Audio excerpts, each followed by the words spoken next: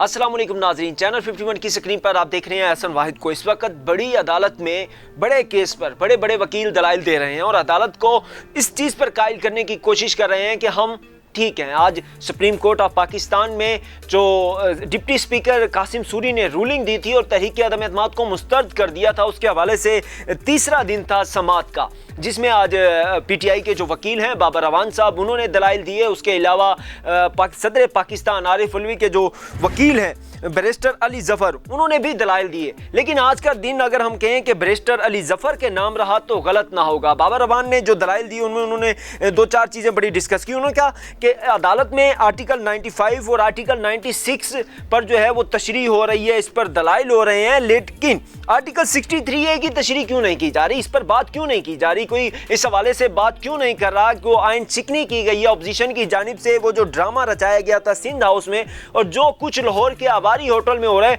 उस पर अदालत में बात कोई क्यों नहीं करता। उसके अलावा एक और बड़ी चीज़ जो आज अदालत में डिस्कस हुई है वो पंजाब असम्बली के हवाले का है, जिसके हवाले से चीफ जस्टिस साहब ने कह दिया है कि ये मामला जो है इसका जायज़ा हम कल लेंगे और हम देखेंगे कि सुप्रीम कोर्ट को इस मामले को सुनना चाहिए या फिर हाई कोर्ट जो है वो इस मामले को देखे। इस पर तो चीफ जस्टिस साहब ने वाजिया ये कह दिया था।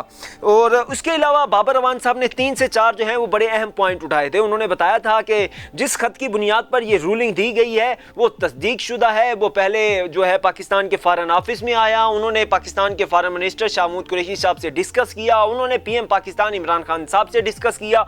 उसके बाद कौमी सलामती कमेटी में मामला गया, जहाँ पर चारों जो हमारी फोर्सेस हैं उनके चीफ मौजूद थे, जिन्होंने उस पर जो है वो अपनी मोहर तस्दीक सब्त की। इसके अलावा DGI-SPR major general Babar Iftikhar हैं, उन्होंने भी एक निजी TV चैनल में बैठकर कहा कि हमारा मौक़िफ़ वही है जो कि कौमी सलामती कमेटी का अलामिया है, तो ये इस बात का सबूत है कि वो ठीक है। इसके हवाले से कुछ ये भी बात हुई कि इन कैमरा समाअत की जाए, जिसमें उस खत को जो है वो मुकम्मल डिटेल डिस्कस किया जाए, जिस पर अटॉर्नी जनरल पाकिस्तान ने कहा कि इस पर आप में से कोई भी सियासी पार्टी बात नहीं कर सकती, इसमें मैं हुकूमत का नुमाइंदा हूं, सिर्फ मैं बात कर सकता हूं। तो ये तो मामला जो है वहीं पे ख़त्म हो गया और चीफ जस्टिस साहब ने भी कहा कि कोई इतनी चीज़ें डिस्कस नहीं हो रही जिस पर इन कैमरा समाअत बुलाई जाए। लेकिन आज का जो असल आप कह लें कि समाअत के हीरो रहे वो बैरिस्टर अली जफ़र थे। उसके अलावा बाबर अवान साहब ने कोशिश की कि अदालत का जो वक्त है वो काफ़ी हद तक ज़ाया किया जाए और मामले को मज़ीद तोल दिया जाए। ये ऐसा वहाँ पर दिख रहा था जिस तरह से वो दलाइल जो बड़े ही लंबे और तवील कर रहे थे। चीफ जस्टिस साहब भी उन्हें कहते रहे कि जल्दी दें दलाइल, जो मामला है अपने दलाइल जल्दी मुकम्मल करें, लेकिन उन्होंने 2 से 2.5 घंटे लिए वो दलाइल देने में। इसके बाद सदर मुमलिकत के वकील जो बैरिस्टर अली जफ़र है, उन्होंने बड़े वैलिड पॉइंट उठाए हैं। उन्होंने कहा है कि आर्टिकल 69 जो है वो आग की दीवार है जिसे अदालत फांक कर पार्लिमानी कार्रवाई में शरीक नहीं हो सकती। वो कहते हैं इसी तरह अगर अदालत में केस चल रहा हो तो पार्लियामेंट जो है वो भी इसमें दखल अंदाजी नहीं कर सकती, अदालत भी पार्लियामेंट की कार्रवाई में मुदाखलत न करे। ये बैरिस्टर अली जफ़र के दलाइल थे। इसके अलावा इस पर बड़ी बात हो गई। उन्होंने कहा कि इस केस में स्पीकर को भी पार्टी बनाया गया है, अदालत की तरफ से कोई भी डायरेक्शन दायरा इख्तियार से तजावुज़ होगा। यानी उन्होंने कहा कि अदालत ये केस बेसिकली सुन ही नहीं सकती क्योंकि ये पार्लियामान की कार्रवाई है और पार्लियामान की जो कार्रवाई है वो अदालत के दायरा इख्तियार में नहीं आती है। अगर अदालत ने सुनी तो ये अदालत अपने जो दायरा इख्तियार है उससे तजावुज़ कर जाएगी। इसी तरह अदालत में कोई केस चल रहा हो तो उस पर पार्लियामान अपनी कोई राय नहीं देता क्योंकि पार्लियामान के दायरा इख्तियार में वो आता नहीं है। बैरिस्टर अली जफ़र ने एक बात जो है वहाँ पर बड़ी वाजिया कर दी और उन्होंने चीफ जस्टिस साहब के सामने कहा कि डिप्टी स्पीकर की रूलिंग के खिलाफ अदालत से रजू करना पार्लियामेंट में मुदाखलत है, यानी कि पार्लियामेंट में जो है वो अदालत मुदाखलत नहीं कर सकती, इस केस को सुन ही नहीं सकती। उन्होंने कहा स्पीकर को दी गई हदायत दरअसल पार्लियामेंट को हदायत देना होगा जो कि गैर आइनी है, यानी कि अगर अदालत जो है वो हदायत देगी स्पीकर को तो वो पार्लियामेंट को हदायत देने के मुतरादिफ होगा जो कि गैर आइनी है। पार्लियामेंट आइन की खिलाफ वर्जी करे क्या तब भी मुदाखलत नहीं हो सकती। चीफ जस्टिस साहब ने जो है ये सवाल किया बैरिस्टर अली जफ़र से, जिस पर उन्होंने कहा कि क्या गैर आइनी है और क्या नहीं, इस पर मैं बाद में दलाइल दूंगा।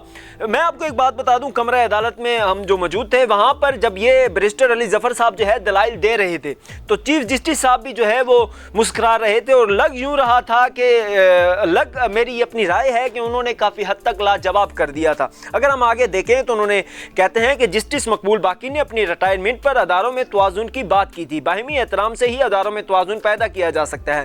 ایوان اسپیکر سے مطمئن نہ ہو تو عدم اعتماد کر سکتا ہے۔ اسپیکر کی رولنگ کا جائزہ لیا تو اسپیکر کا ہر فیصلہ ہی عدالت میں آئے گا، یعنی اگر آپ اس رولنگ پر کوئی فیصلہ دیں گے تو اس کے بعد کوئی بھی جماعت اسپیکر کی ہر رولنگ کو عدالت میں لا سکتی ہے، تو پھر تو اسی طرح عدالت جو ہے ہر معاملے میں دخل اندازی کرے گی۔ آگے وہ کہتے ہیں عدالت کو اسپیکر کی رولنگ کا جائزہ لینے کا اختیار نہیں ہے۔ کیا وزیر اعظم کی اسمبلی تحلیل کرنے کی ایڈوائس کا جائزہ لے سکتے ہیں؟ یہاں پر جسٹس اعجاز الحسن نے ان سے سوال کیا۔ اس کے بعد وہ کہتے ہیں اگر اسمبلی تحلیل کی ایڈوائس رولنگ کے نتیجہ میں ہے تو جائزہ نہیں لیا جا سکتا، یعنی اسمبلی اس صورت میں تحلیل کی گئی ہے کہ رولنگ کو مد نظر رکھتے ہوئے تو پھر آپ اس کا بھی جائزہ نہیں لے سکتے، یہ بیرسٹر علی ظفر نے کہا۔ اس کے بعد وہ کہتے ہیں اسپیکر کی رولنگ کو کیسے ختم کیا جا سکتا ہے؟ یہاں پر جسٹس جمال خان مندوخیل صاحب نے جو ہے یہ ان سے سوال کیا، جس پر بیرسٹر علی ظفر نے جواب دیا کہ اسپیکر کی رولنگ کو ہاؤس ہی ختم کر سکتا ہے، پارلیمنٹ جو ہے وہ ہی اسپیکر کی رولنگ پر کوئی بات کر سکتی ہے، عدالت کے دائرہ اختیار پہ نہیں آتا۔ جس پر ایک بار پھر چیف جسٹس نے کہا کہ آپ کے مطابق اس کیس میں فورم اسپیکر کو ہٹانا تھا۔ سپریم کورٹ ایک فیصلہ دے گی تو پارلیمان کا ہر عمل عدالت میں آ جائے گا، جس پر بیرسٹر علی ظفر نے یہ جواب دیا۔ جس پر جسٹس منیب اختر نے ایک بار پھر سوال کیا کہ پارلیمان اگر فیصلہ دے جس کے اثرات باہر ہوں تو پھر آپ کیا کہتے ہیں؟ اس پر علی ظفر بولے کہ عدالت پارلیمان کے فیصلے کا جائزہ نہیں لے سکتی، عدالت پارلیمان کے باہر ہونے والے اثرات کا جائزہ لے سکتی ہے لیکن اس فیصلے پر کسی قسم کا کوئی فیصلہ جو ہے وہ نہیں دے سکتی۔ بیرسٹر علی ظفر کی اس بات کے جواب میں جسٹس اعجاز الحسن بولے، انہوں نے کہا آپ کہہ رہے ہیں اسپیکر کی رولنگ چیلنج نہیں ہو سکتی۔ ان کے بعد جو ہے جسٹس جمال خان فوراً بولے کہ آئین کے تحت ہر شہری اس کا پابند ہے آئین کو فالو کرنے کا، کیا اسپیکر آئین کے پابند نہیں ہے؟ جس پر چیف جسٹس صاحب نے کہا کہ درخواست گزاروں کے مطابق آرٹیکل 95 کی خلاف ورزی ہوئی ہے۔ درخواست گزار کہتے ہیں آئین کی خلاف ورزی ہر پارلیمانی کارروائی کا جائزہ لیا جا سکتا ہے، عدالت اختیارات کی آئینی تقسیم کا مکمل احترام کرتی ہے۔ جس پر بیرسٹر علی ظفر ایک بار پھر گویا ہوئے اور جواب دیا کہ چیئرمین سینٹ کا الیکشن اسلام آباد میں ہائی کورٹ میں چیلنج ہوا تھا، ہائی کورٹ نے قرار دیا کہ ایوان کے آئینی انتخاب کو بھی استحقاق حاصل ہے، یعنی کہ اس میں کسی قسم کی مداخلت نہیں ہو سکتی۔ عدالت قرار دے کہ تحریک عدم اعتماد پارلیمانی کارروائی نہیں تو ہی جائزہ لے سکتی ہے، یعنی کہ تحریک عدم اعتماد اگر پارلیمانی کارروائی نہیں ہے تو پھر عدالت اس کا جائزہ لے سکتی ہے، اگر وہ پارلیمانی کارروائی ہے تو عدالت اس کا جائزہ جو ہے وہ نہیں لے سکتی۔ اس کے علاوہ اور بھی بہت ساری انہوں نے باتیں کی، لیکن یہ وہ مین پوائنٹ تھے جو بیرسٹر علی ظفر نے جو ہے آج کی عدالت میں ڈسکس کیے، جس سے ایک بات تو یہ واضح ہو جاتی ہے کہ عدالت بھی اب جو ہے فیصلہ بڑا سوچ سمجھ کر کرے گی، کیونکہ وہ بیرسٹر علی ظفر صاحب پہلے ہی کہہ چکے ہیں کہ آرٹیکل 69 جو ہے ایک آگ کی دیوار ہے جسے پھلانگنا ایک قسم کا ناممکن ہے عدالت کے لیے، کیونکہ نہ ہی پارلیمنٹ جو ہے وہ عدالت کے کسی کیس میں مداخلت کرتی ہے اور نہ ہی جو عدالت ہے اسے پارلیمنٹ کے معاملے میں مداخلت کرنی چاہیے۔ اب سوال یہاں پہ یہ پیدا ہوتا ہے کہ اس کا ممکنہ فیصلہ کیا ہو سکتا ہے؟ اس کا فیصلہ تو چیف جسٹس صاحب جو ہے ڈیلی کہتے ہیں کہ ہم کوشش کر رہے ہیں کہ کل فیصلہ دے دیں، کل فیصلہ دے دیں۔ ابھی کل بھی اٹارنی جنرل صاحب نے بھی دلائل دینے ہیں، اس کے علاوہ جو وکیل ہیں نعیم بخاری صاحب انہوں نے بھی دلائل دینے ہیں۔ تو آج جو چیف جسٹس صاحب نے کہا کہ ہم کوشش کریں گے، سماج صبح انہوں نے 9:30 بجے بلائی اور وہ کہہ رہے ہیں کہ ہم کوشش کریں گے کہ کل تک جو ہے اس کا مختصر آرڈر جاری کر دیں۔ اب آرڈر ممکنہ کیا ہو سکتا ہے؟ ممکن ہے دونوں جو فریق ہیں یعنی کہ اپوزیشن اور حکومت دونوں کو سیف ایگزٹ دے دیا جائے اور کہہ دے عدالت، ممکن ہے اس طرح عدالت کر سکتی ہے کہ دونوں کو جو ہے وہ کہہ جائے کہ آپ عوام کے پاس چلے جائیں، الیکشن میں جائیں، عوام ڈیسائیڈ کر لے کس کو حکومت میں رہنا ہے، کس کو اپوزیشن کرنی ہے، کس کو وزیر اعظم رہنا ہے اور کس کو وزیر اعظم نہیں رہنا۔ یہ آج کی عدالتی کارروائی تھی جو کہ میں نے آپ کے گوش گزار کر دیا، اور اگر آپ کو ہماری یہ ویڈیو پسند آئی ہو تو ہمارے یوٹیوب چینل کو سبسکرائب اور ہمارے فیس بک پیج کو لائک کر لیجئے۔ شکریہ۔